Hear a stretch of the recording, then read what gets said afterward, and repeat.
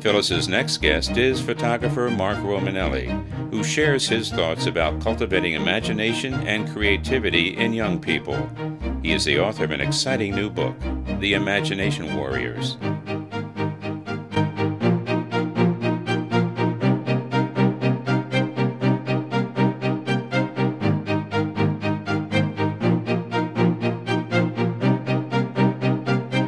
You are watching Profonde TV with host Phyllis Haynes.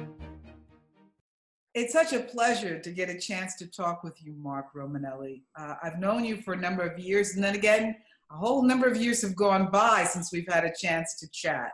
It's a real honor to welcome you to the program. Wonderful to be here. Thank you. You're part of a series that I do on daily practice on important things we do in our lives. And you've written a book that really captures the power and beauty of imagination. And on top of that, you've won awards already for this book of yours, this wonderful new book. Why did you write this book? What was the motivation? Oh, goodness. Well, that's a many-layered answer. I'm going to try to be brief and kind of self-edit a little bit. I think after my first child, Philomena, who is the heroine in the book, was born, and who continues to this day to be a muse for me in all ways. When she was born, I had an astrological reading by a very famous astrologer here in town. Long story short, he said, you go back many, many lifetimes with this being, with this spirit, and she and you have been muses for each other. And in this particular life, she will most definitely be a muse. Now, if we fast forward to her, maybe at age 4 or 5, I have an image ingrained in my memory of her wearing like a long country dress, and she is propulsively moving away from me on the railroad tracks with force and youth and vigor and intention. And it just catalyzed something in me, the railroad tracks, the youth in motion towards future. And I think that was the first germination of a book. The other thing, maybe more humorously, is that I have these kids in the car for at least 2 hours every day, because I do the commute both ways. We live in Lamy, New Mexico, which is a small western rural town outside of Santa Fe. And I got to telling them stories. And I found I had great facility with making up stories spontaneously that really engaged them. And I thought to myself, well, maybe I can take this long form. And it was challenging to think about the transition from image to word, but I found I did it very naturally. So that was the genesis, I would say, of it. Well, now, you live in New Mexico, and you are someone deeply engaged in art and photography. It seemed to me, when I asked you what was your motivation, I wondered how you allowed yourself to move from the work of photography to the work of writing. What gave you that drift into this new arena? Or was it daunting? Was it somewhat terrifying? I'd say all of the above. If I can place myself back about 3 years ago, when I really started the in-depth process of writing the book, I knew I had to do it. And as it turned out, for me personally, I've probably taken over 1 million photographs in my life easily, terabytes full of hard drives. But I am most proud of this book for what I feel it has accomplished, because it's a celebration of the artist. It's a celebration of the power, the transcendent power of imagination and intuition. And I felt that it was such an overriding wave that I felt I had to ride, that it superseded any photography I was doing at the time. And very honestly, Phyllis, the kind of work that I was doing was formulaic because of the nature of the type of commerce photography it was. It was commercial photography, and it tended to be formulaic. I could do it in my sleep. I was good at it, but it presented no real challenges for me anymore. Whereas the book was a wall to climb.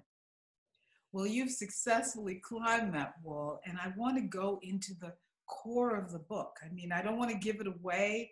The Imagination Warriors is a fabulous journey. I hope the journey continues and there'll be book 2 and 3. But since this program is devoted to daily practice, let's look at this issue of imagination. How did you keep imagination alive in your children? I mean, as an adult, we grow up and we move away from imagination. What's your working principle on this subject? Wow, it's a great question. And it's so topical right now because we can so easily fall into a digital cocoon where we have binary choices. We have ones and we have zeros, and our lives are constricted and constrained by that. Whereas the power of imagination is boundless and is timeless. It is whatever you want it to be or wherever you want to take it. I do try to instill that in the kids, and I try to instill a sense of wonder. We live in an amazing place where you still see the stars in the night sky. There's not a lot of light pollution. New Mexico is extraordinary for that in general. And New Mexico is a very strange state, Phyllis. It is unique in so many ways. It's also the place where in television series like Outer Limits or Twilight Zone or whatever, it was always the place that had the strange, bizarre, science fiction, conspiratorial things, mysteries going on, because they had to have a state that no one really ever knew about. So New Mexico was that state. You know, in our family, we believe in the tooth fairy, and we believe in fairies in general. And we, though our 12-year-old has learned the awful truth about this, the 5-year-old has not. So we want to continue the magic as long as we can. Because, look, again, in all candor, this is a losing battle. Kids come home from school, and they want to get on whatever digital media they can. And it saps their life force, I believe, in so many ways, because we wind up never using our own native imaginations. We're using someone else's, whether it's a superhero or it's a cartoon or it's an endless succession of sequel movies that have been determined to be pre-successful by some finance guy, you know, at a movie studio. I mean, that's where we get our imagination. So it's important to foster the native imagination. Just going outside in the night air and seeing the stars is extraordinary. Well, you know, there's also this whole thing about reality and time and space and fixed notions of the way things are. So you probably, with such young children, you're not coming up against these issues. I mean, if they go to school and say there are fairies for real, there'll be consequences. Mm-hmm, mm-hmm. You have to navigate that distinction. But in your book, you managed to navigate this challenge. You have two wonderful start-out characters. Without giving too much away, can you talk about your two characters and why? Well, we know why you chose Philomena, but why did you choose this cat? Oh, yeah. I needed a connection to New York, which, of course, as you probably recall, is where I grew up. Now, this cat happens to grow up on the east side and has a rare bay window overlooking a great deal of Manhattan. I wanted a little bit of a fish out of water story where we have a slightly spoiled cat that has some extraordinary abilities that include psychic abilities and the ability to talk. And she is wrenched by choice. She is wrenched out of her reality and she arrives in little old Lamy, New Mexico, where she can actually use her psychic abilities for a mystery that dates back to the Renaissance. So I found this character very interesting, but I've got to tell you, Phyllis, it's not my favorite character. Oh, really? Well, talk about some of the other characters you've invented. I mean, you have. Well, there's Noshi, who is my sage Native American artist, who is the voice. He winds up being the voice of the artist in the book. And I love a book that places us in the POV, the perspective of an artist, so we can see the world through an artist's eyes. So he fulfills that role for me in the book, and he's very childlike. Though he is of indeterminate age, we're figuring somewhere between 50 and 60, there is a youthfulness and a vitality about him that I found very interesting. And his reaction to things that go on in the book are almost childlike, where he's not fearful of great change. He embraces it because there's so much beauty in it. So there's Noshi. But the other character that fascinates me as much or more is the character of the Lama called Rama. Now, this isn't the Tibetan Lama that's meditating. This is the flesh and blood animal Lama. And this is where I introduced the concept of karma and old souls. I mean, these are sophisticated concepts for a book for 9 to 14-year-olds. Yes, let me just interrupt you so that the audience can be with us. Your device is having vision through art, understanding through art. Yeah. So the main characters are on a journey. Can you talk a little bit about the journey they're on? Yeah, the journey is initially the solving of a mystery. And without giving too much away, there are paintings in Lamy, New Mexico that are mysteriously morphing and changing. And this one little girl, my protagonist, Philomena, who's 9 years old in the book, and that's when I started writing her character, and now she's 12, she recognizes these changes because she has her own special gifts. So now we have, and she enlists Noshi, and she enlists Daisy to help her kind of solve the mystery. So we're involving the concepts of teamwork, discovery, intuition, facing your fears. And all of this interested me on the level that it gave something back to children that is a necessary thing to cultivate. And without going too far afield here, it's just so important right now with there being so much negativity that a natural and seamless positive message gets delivered in an entertaining way. So the journey ultimately is a self journey, as all journeys are. They're journeys of self-discovery. And they just happen to be doing it with each other. Well, does that answer your question? Yes. Well, it says more. You've given so much more. And there's a beautiful line in your book, which I think captures your thinking, which you say that creativity and imagination are living things. Mm-hmm, mm-hmm. And perhaps your viewpoint in this book is something that we need to treasure, as we maybe sacrifice a lot of it for the digital environment. Yes. I happen to be a proponent or someone who thinks there's some great value in this digital environment. In fact, it's allowing me to talk to you right now. Of course. But I think you've really got a mastery on this idea of the preciousness of imagination and not putting limits on it and not limiting creativity.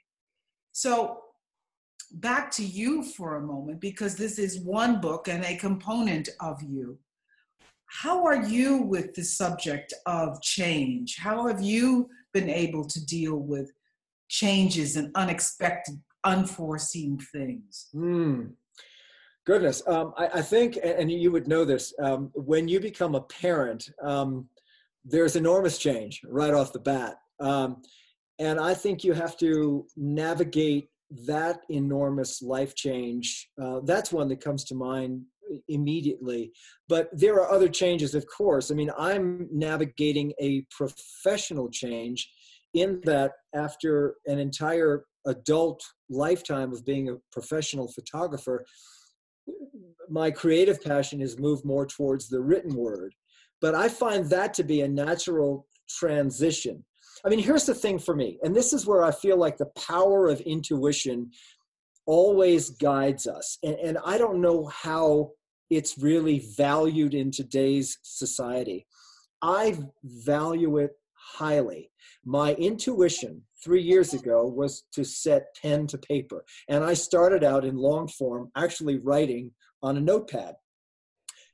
And the beginning words of the book are still the beginning words in the final multi-edited book that you see before you. Oh, that's amazing.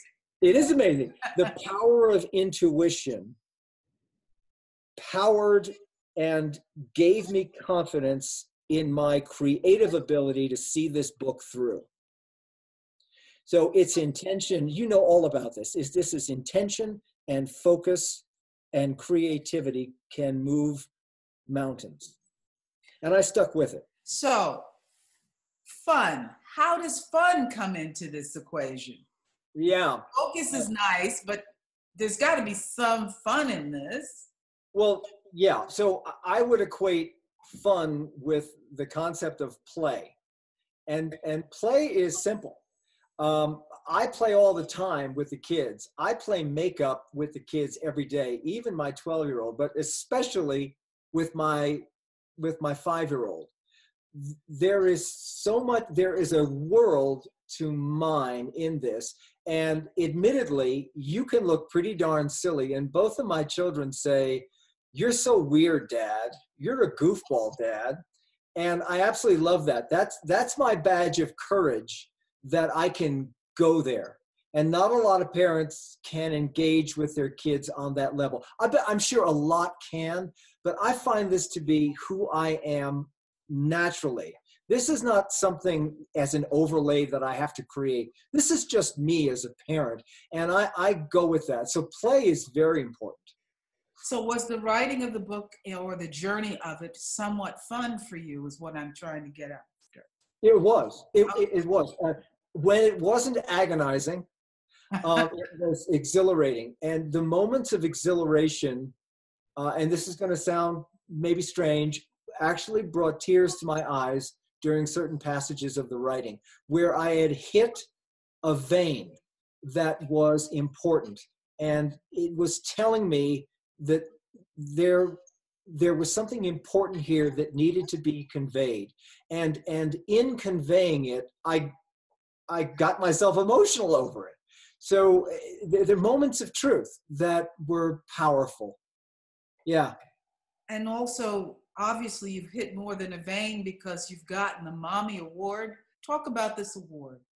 Well, it came out of nowhere, and it happened within a month of the book being published.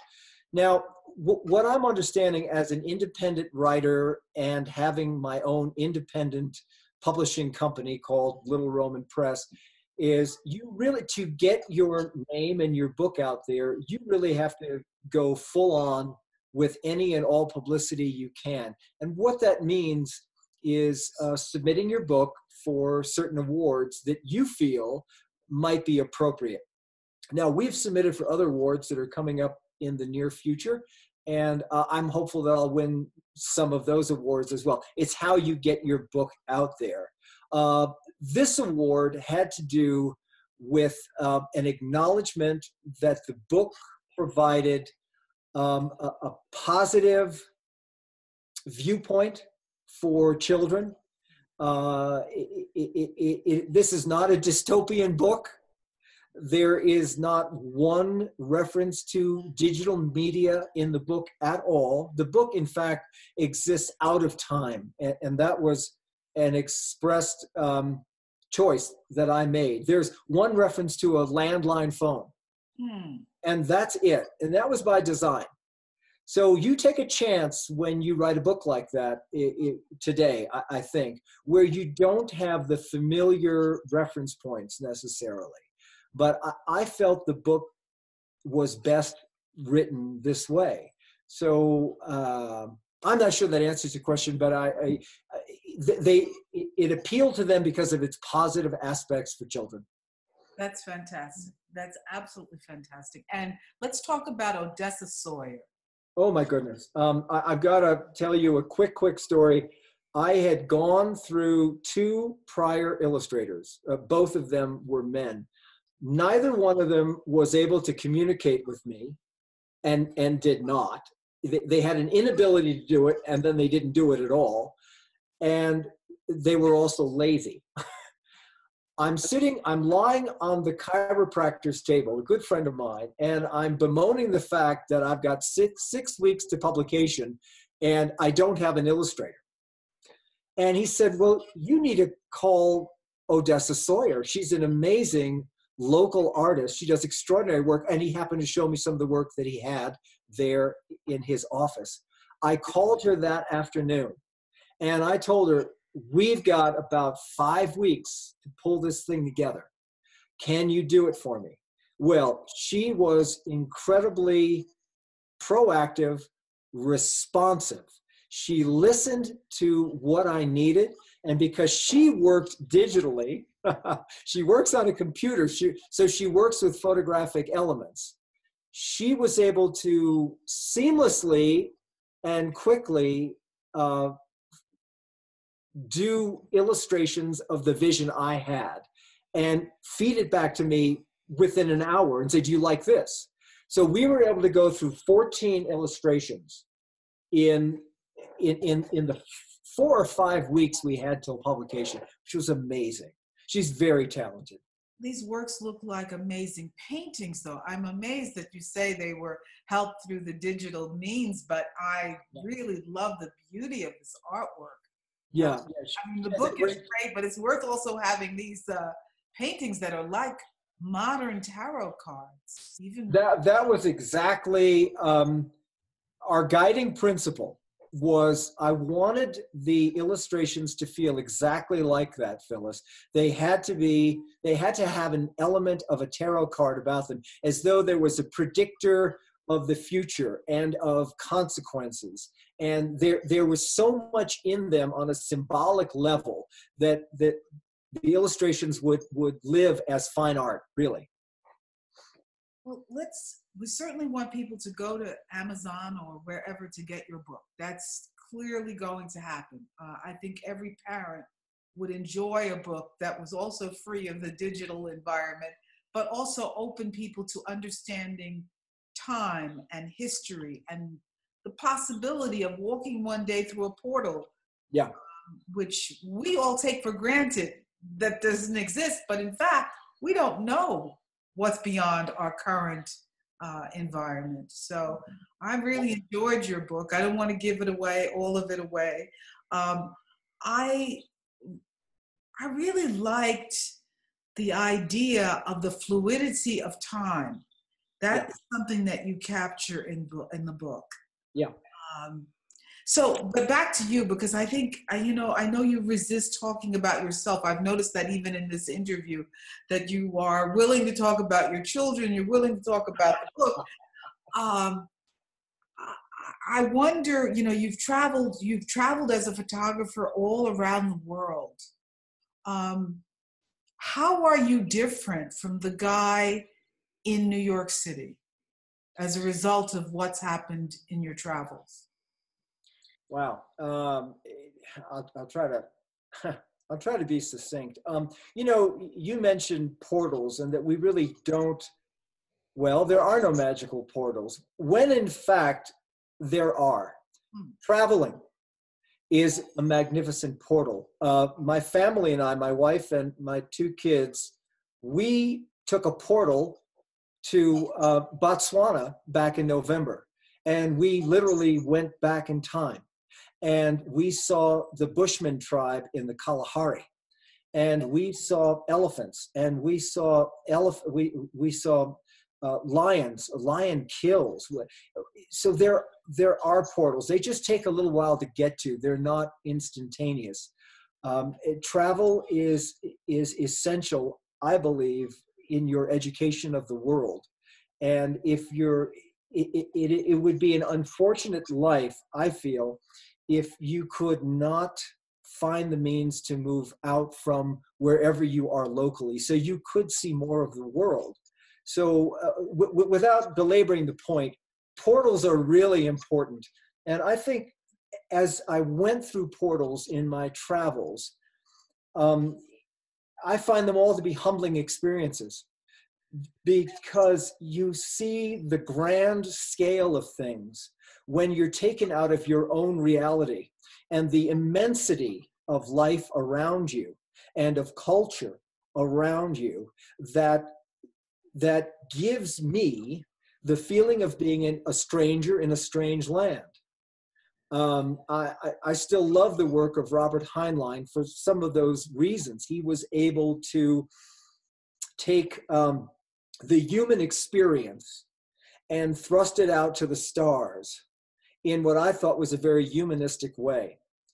And I find when you can find your scale in the world and you see how infinitesimal you really are, I think there's a greater appreciation of just the awesomeness of the planet.